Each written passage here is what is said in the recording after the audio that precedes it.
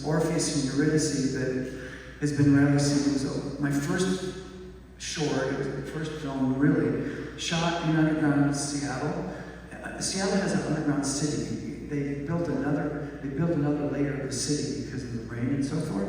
So there's a whole underground, and I thought, wow, this underground is so cool, and this would be a perfect way to, set the stage for it. So it was a very simple idea. Orpheus and Eurydice, Eurydice gets captured, goes to the underground. So we did this it was almost like a one-shot camera move for 14 minutes, going POV of Orpheus through this underground Seattle to rescue Eurydice. And then from there, a couple of years later, I thought, you know what, I'm not done with this yet. So I thought, let me try just doing a short with the shredder skateboarding concept. And then we ended up shooting the Eurydice game show as the main part of it. So that was shot 2 years earlier before the real principal photography, which took place in 20 days. So the film was shot on 16 millimeter, and the Euthanasia Broadcast Network scenes, the EBN scenes, were shot on Betacam, if you can believe that. The two, the film and the video were combined and composited on 1-inch videotape. And when we made this film, guys, it was 1990, and nobody knew what nonlinear editing was yet. Which was crazy, because just like the myth of Orpheus, you can't look back. Every time we cut, every time we put together, a sequence of a scene, once that scene was done, we couldn't go back and change it. In other words, we wouldn't, so there was no looking back. So that was one of the really unique things about trying to put this thing together. So there's some, for me, as a filmmaker, and this being sort of my film school, because I never went to film school, this was my film school. For me, there's some cringe-worthy moments. I'll be honest with you.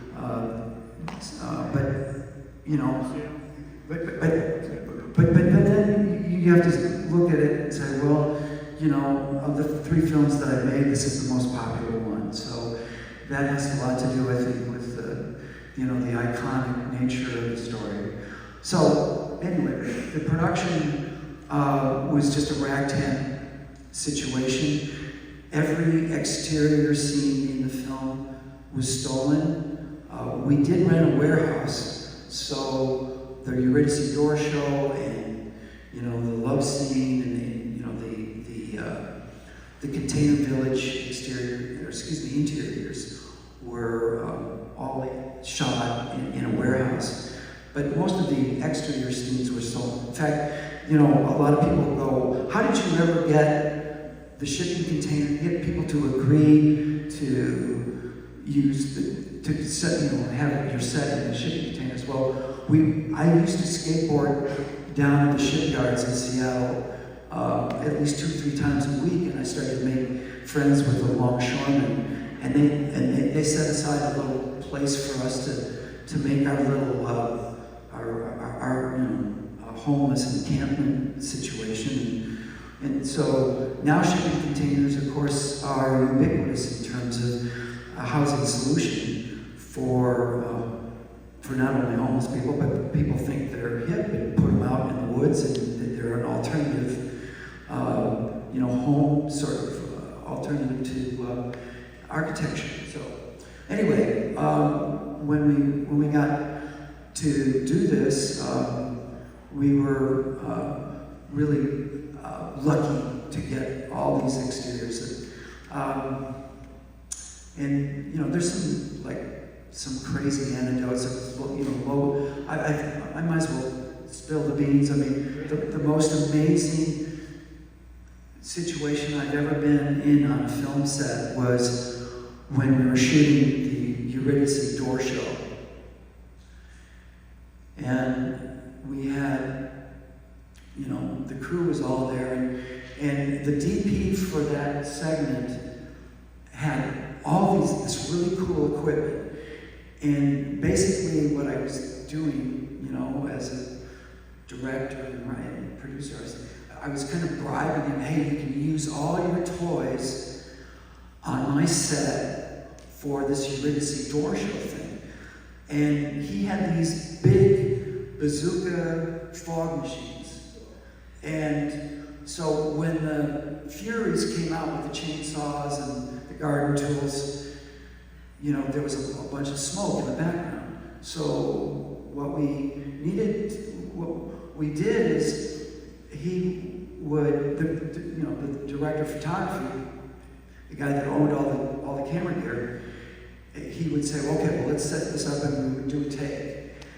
And we would do another take and another take. And he kept on coming up to me and he was going, Robert, there's not enough smoke. And I'm calling, what do you mean there's not enough smoke?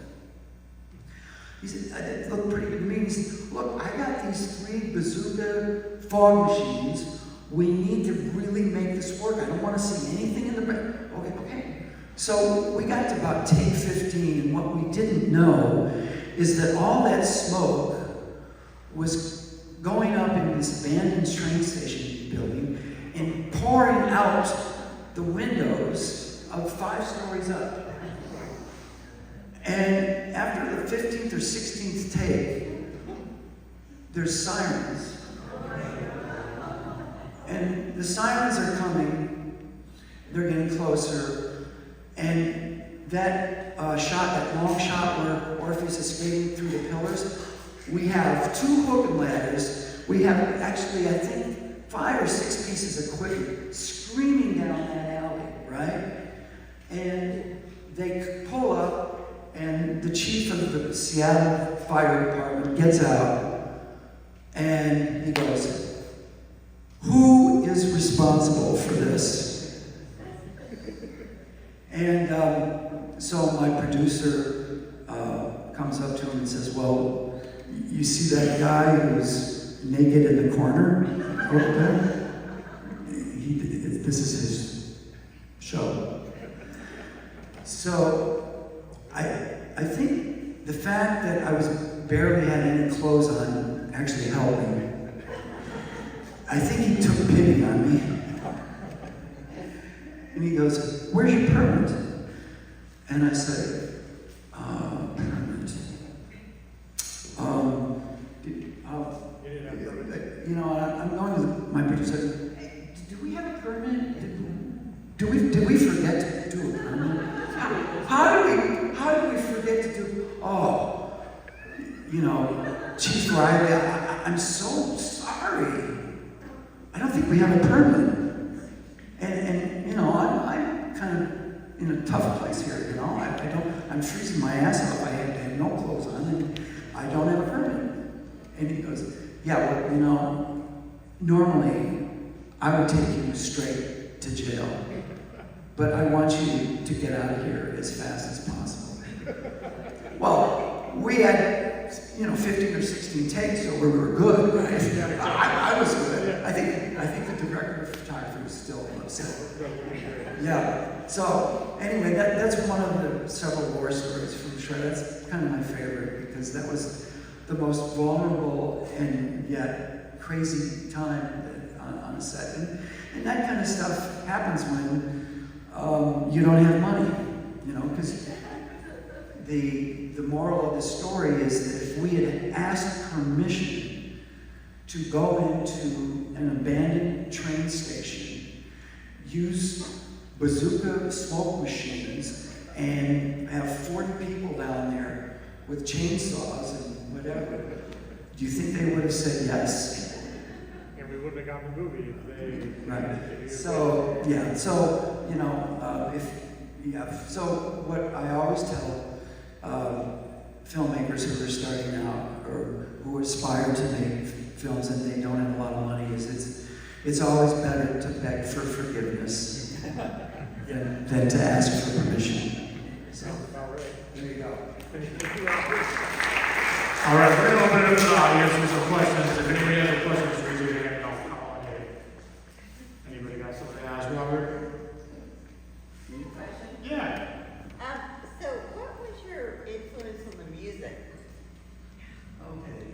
Oh, I'm glad you asked that question. So, you know, at the time, there was, you know, such a thing as surf rock, but we didn't really have anything to really go on. We had to come up with the idea of what would skateboard rock be like, you know, and so the score is an original score by Roland Barker, and Roland Barker was a member of I think it was called an industrial band at the time, and they were an 80s band that called Ministry. And you got some Ministry fans out there? Okay. So Lisa was dating Roland Barker at the time, and so we were really lucky to get him. He played keyboards and sax in Ministry, and the guy that played drums was Bill Reef, who amazing musician. You know, who he played with Ministry as well, and was in just amazing number of bands. He was more known as kind of a session musician, but you know, he played with Michael Stipe. What's Michael Stipe's band? He did some work with them. He did a lot of work with some of the earlier pre-grunge bands. And we had Dennis Ray on guitar and Andy Denio on bass. So we put together a band basically to you know, create the music and you know, not to make an overt plug. We do have a soundtrack LP that we brought a few down if anybody's interested in grabbing one, a soundtrack LP packaged with a DVD. But Roland went into the studio and knocked out these tracks and then taught the music to the band, and you know, we just had a really amazing experience. And part of I think one of the reasons that you know, Shredder survived really was because of the music and the interest in reviving the soundtrack, and then the sort of music kind of led the way to AGFA being interested in releasing it on Blu-ray and doing screenings with Alamo Drafthouse. We've had about a dozen screenings with Alamo Drafthouse in the last 4 or 5 months, and so music played a really big part of it. Did you have any other more specific questions about that? No, I didn't, but honestly, like, I felt that same vibe of what you're talking about. Like, everything you said, like, as far as, like, the influences, it's like, it hits that, right? Yeah. So it's like, wow, it's amazing to hear that. Yeah, great. Anybody got another question? Who was on the ramp at the end? Was that you and your friends or those pros? On the ramp at the end? Oh, the ramp? Yeah, the ramp at the end. That was my stunt double. Yeah, some of that stuff I wanted to do it, but again, you know, then I had this voice. Robert, you're not going to do that. We still have 20 pages to shoot. You know, but I did some of it, but not. I did do the ramps, and we had another stunt double that one of my favorite skateboard shots. I think was probably that we were in this industrial metal fabrication area, and if you remember, there was that tube. There was one you know, montage of this long, narrow tube where the skating goes back and forth. Extremely dangerous. You don't want to, you don't want to screw that up because you'll turn skin into hamburger. I mean, it was like. Was that you doing that? No, I confess, I didn't do that. I did more of the street skating stuff, and so I think at the time.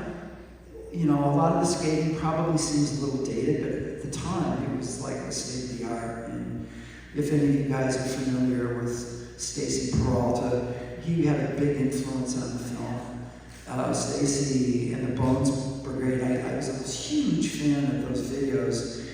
And, you know, we were talking about the origins. I think as much as anything, he was, you know, a big influence on getting, or inspiration really, to say, well, what if, you know, we tied what he's doing with these music videos and skating and really put it together with the story. So, yeah. Another question. Right, Jim? Yeah. How did you cast the film? Did you use local drama students or anything like that? Well, at the time, I was running a performance arts organization, contemporary performing arts organization in Seattle. It's called On the Boards, and actually, it's amazing to say this, but I started that with some friends when I was in my 20s, and anyway, the process for casting was all people I knew. I didn't have really a casting director. Most notably, a big shout out goes to Stephen Jesse Bernstein, who's the voiceover character, you know, who has kind of a Tourette situation. You know, he was and remains revered as one of the poet laureate of Seattle. So he was a good friend, and I had produced his work in the performance space. So a lot of the folks, like when that guy was doing the freestyle skating with the band, that band behind him, they were called the Metaphonics. Those were all guys that I knew, and even the band members, Dennis Ray and Amy Denio, had performed in the space. So that's how I was able. I just grabbed everybody I knew, really, and so it was not cast the way you would typically cast it. It was just, you know, with friends. Other question? Is there any memorabilia that you kept from the film, like that dragon lamp in Orpheus' room, which I'm obsessed with now, or like any of the costumes? Or No, I lost track of the dragon lamp. I love that thing. But we do have the Euthanasia Broadcast Network signage. We do have the original Lyrax guitar still in its box from the wedding. I still have it. And I wanted to keep some of the other stuff, but it didn't travel well. And but I think those are the two main props that I had. And we have one over here. Were you surprised that after 30 years that getting contacted by AGPA and then wanting to remaster it, release it, and do the screenings of the Alamo Draft House and all that, or were you kind of expecting that to happen? It was expected. Well, there was actually another company that called me out of the blue who was interested, and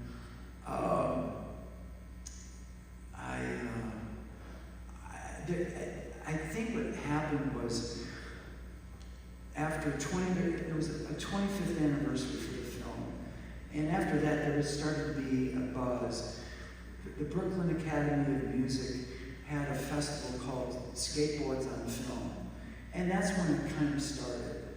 And it went from that festival, and then a lot of the independent film organizations like Popcorn Reef, you know, were saying, you know, it started to make the rounds in the alternative cinema venues, and I was approached by this one company, but they weren't particularly ready to do what I was really hoping that they could do. And when AGPA approached me, it was a slam dunk. Yeah, I mean, and I was a bit surprised, but I mean, I wasn't really expecting it. I actually thought I was going to go with this other company, and right before I signed the contract, AGPA called me, and they said, "We really want to do this movie, and we really want to be your distributor, and you know, we want to put together a Blu-ray package. And so, you know, right now, I mean, they're doing pretty well with it, and that was really exciting and gratifying. You know, I mean, where it stands now is just, you know, folks like, you know, just people, you know, coming and just building a little bit of a following for it. It's been very gratifying, and I'm really thankful because, you know, at the time this came out, I gotta be honest with you guys, a lot of people hated it. I mean, and I think it was partly because, you know, it was just so seat of the pants, edgy, and, you know, the production values were not what, you know, what people always expected. And also, there was an idea in the 80s and 90s of what an independent film could be. And if you were Spike Lee, that's an independent film, you know? And I had Spike Lee's producer rep call me up out of the blue and say, you know, I saw your film, and I made sure that it didn't get into the Sundance Midnighter because I don't believe in what you're doing, man. I don't think you do either. I think you're a fraud. And I said, you know, that really hurts. He said, well, what are you trying to prove? And I said, what I'm trying to do is do a version of the oldest love story in Western civilization. Have you ever been a film fucker?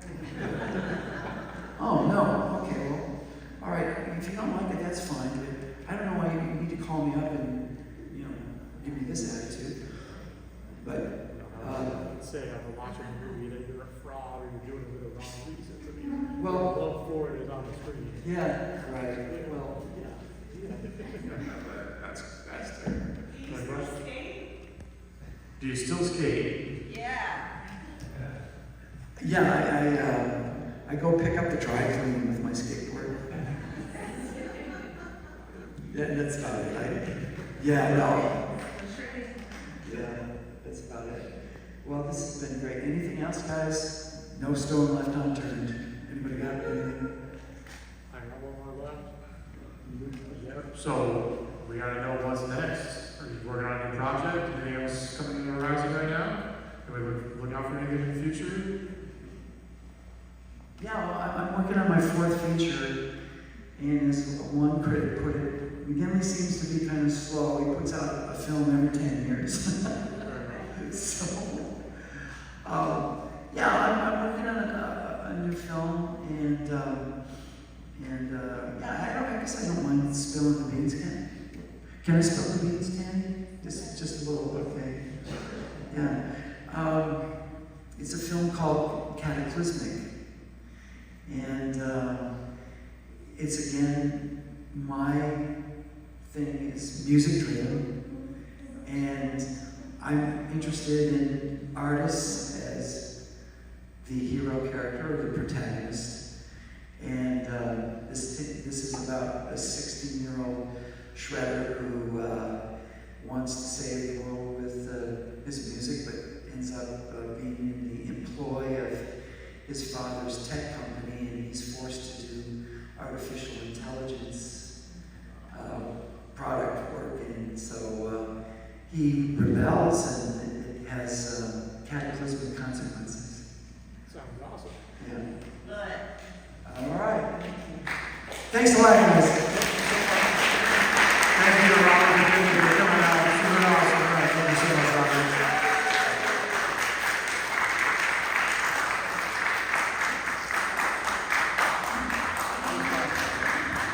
Thank you guys for coming out again. Have a great night.